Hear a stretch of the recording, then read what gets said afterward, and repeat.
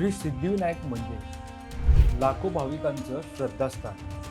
पण या श्रद्धास्थानी झालाय घोटाळा. ऐकायला थोडं जड जातंय ना, पण होय, लाखो भाविकांचं श्रद्धास्थान असलेल्या प्रभादेवी येथील श्री सिद्धिविनायक मंदिरात मोठा घोटाळा झालाय. केवळ घोटाळाच नाही तर भ्रष्टाचाराचे आणि अनियमिततेचे गंभीर आरोप सुद्धा मंदिराच्या विश्वस्तांवर झाले. तर जाणून घेऊयात नेमकं काय घडलंय सिद्धिविनायक मंदिरात. नमस्कार, मी वैभव पाटील, तुम्ही पाहतात माय महानगर. लाखो भाविकांचं श्रद्धास्थान असलेल्या श्री सिद्धिविनायक मंदिराच्या काही विश्वस्तांनी कार्यकारी अधिकारी वीणा पाटील आणि उपकार्यकारी अधिकारी संदीप राठोड यांच्यावर भ्रष्टाचाराचे आणि अनियमिततेचे गंभीर आरोप असल्याची माहिती समोर येते. या तक्रारींची दखल घेत राज्य शासनाच्या कायदा आणि न्याय विभागानं दोन्ही अधिकाऱ्यांना नोटीस बजावून 7 दिवसांच्या आत स्पष्टीकरण सादर करण्याचे निर्देश दिले. आता जाणून घेऊयात नेमकं प्रकरण काय. सिद्धिविनायक मंदिर ट्रस्टच्या 2 विश्वस्तांनी आणि इतर 3 स्वतंत्र तक्रारदारांनी कायदा व न्याय विभागाकडे धाव घेतली होती. प्रशासकीय कामात पारदर्शकता नसणे, अधिकारांचा गैरवापर करणे आणि आर्थिक व्यवहारांमध्ये अनियमितता असल्याचा ठपका अधिकाऱ्यांवर ठेवण्यात आला. खुद्द विश्वस्तांनीच ही तक्रार केल्यामुळे या प्रकरणाचे गांभीर्य अधिक वाढले. विश्वस्तांच्या तक्रारीनंतर कायदा व न्याय विभागानं या आरोपांची प्राथमिक दखल घेत सखोल चौकशीचे संकेत दिले. संबंधित अधिकाऱ्यांना पुढील 7 दिवसात आपला खुलासा सादर करा असे आदेश देण्यात आले. तसेच जर या खुलाशामध्ये समाधानकारक उत्तर मिळाले नाही तर पुढील कठोर प्रशासकीय कारवाई होण्याची शक्यता वर्तवण्यात येते. यासोबतच संबंधित अधिकाऱ्यांना कायदा व न्याय विभागानं तपासणीसाठी मंदिरातील दस्तऐवज तातडीने सादर करण्याचे आदेश दिले.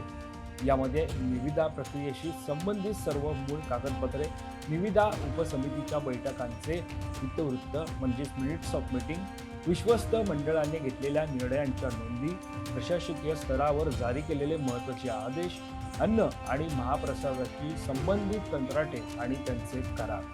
दरम्यान काही दिवसांपूर्वी सिद्धिविनायक मंदिरात चोरी केल्याच्या आरोपाखाली 8 कर्मचाऱ्यांना अटक करण्यात आली होती.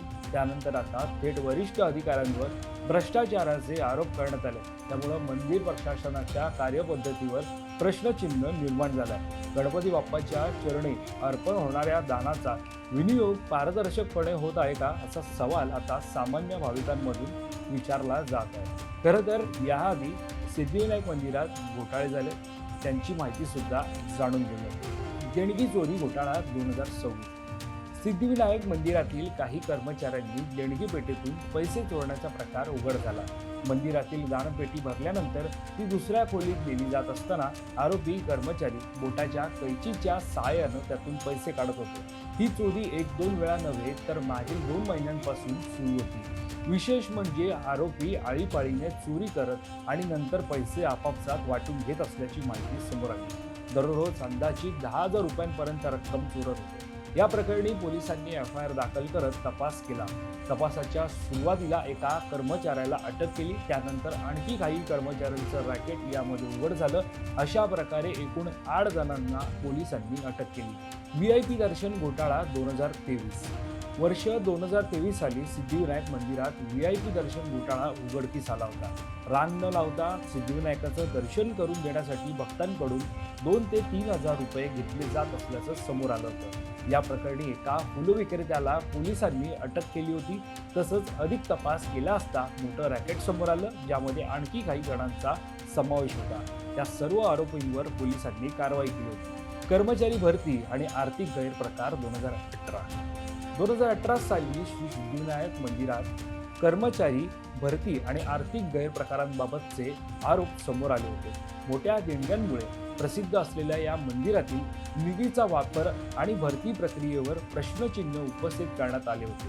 2018 साली काही सामाजिक कार्यकर्ते आणि माहिती अधिकार कार्यकर्त्यांनी मंदिराच्या प्रशासनाशी संबंधित माहिती उघड केली होती. या माहितीमध्ये कर्मचारी भरती आणि आर्थिक खर्चाबाबत विसंगती असल्याचं दिसून आलं होतं. या प्रकरणातील मुख्य आरोप कोणते होते ते जाणून घेऊया. मंजूर पदसंख्येपेक्षा अधिक कर्मचारी नियुक्त केल्याचा आरोप करण्यात आला. काही भरती प्रक्रियेत पारदर्शकता नसल्याचं सांगण्यात आलं. मंदिरात जमा होणाऱ्या देणग्यांपैकी मोठा हिस्सा पगार आणि प्रशासनिक खर्चावर खर्च होत असल्याचं उघड झालं.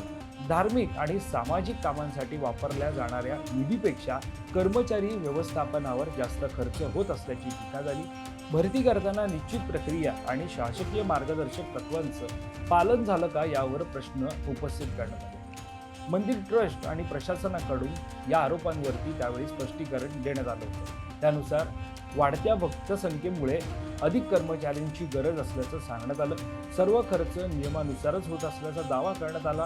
व्यवस्थापन सुरळीत ठेवण्यासाठी कर्मचारी संख्या वाढवली असल्याचं स्पष्ट केलं. यानंतर देणगी गैरव्यवस्थापन प्रकरण 2004-2006 श्री सिद्धिविनायक मंदिरात 2004 ते 2006 या कालावधीत उघडकीस आलेल्या देणगी गैरव्यवस्थापन प्रकरणाने राज्यभरात मोठी खळबळ उडवली होती. देशातील सर्वात श्रीमंत देवस्थानांपैकी एक असलेल्या या मंदिरातील आर्थिक गैरव्यवहारांवर गंभीर प्रश्नचिन्ह उपस्थित झाले होते. मंदिरात दरवर्षी कोट्यवधी रुपयांच्या देणग्या जमा होत असल्यामुळं या निधीच्या वापराबाबत शंका उपस्थित होऊ लागल्या. त्यामुळे सामाजिक कार्यकर्ते आणि काही याचिकाकर्त्यांनी निधीच्या वापराबाबत पारदर्शकतेचा अभाव असल्याचा आरोप करत न्यायालयात धाव घेतली होती. हे प्रकरण अखेरीस मुंबई उच्च न्यायालयात पोहोचलं. न्यायालयानं या आरोपांची गंभीर दखल घेत सखोल चौकशीचे आदेश दिले. त्यावेळी न्यायालयानं नेमलेल्या समितीनं मंदिराच्या आर्थिक व्यवहारांची तपासणी केली असता या तपासात निधी वितरणात पारदर्शकतेचा अभाव आढळला होता. निधी देण्यासाठी स्पष्ट निकष नव्हते.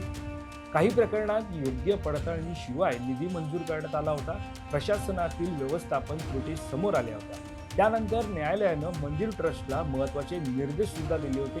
त्यानुसार सर्व आर्थिक व्यवहारांची सुस्पष्टता नोंद ठेवणं बंधनकारक, निधी वाटपासाठी नियमबद्ध प्रक्रिया लागू करणं, आर्थिक गैरव्यवहारांवर नियमित ऑडिट, प्रशासन अधिक जबाबदार आणि पारदर्शक करणे अशा प्रकारच्या सूचना केल्या होत्या.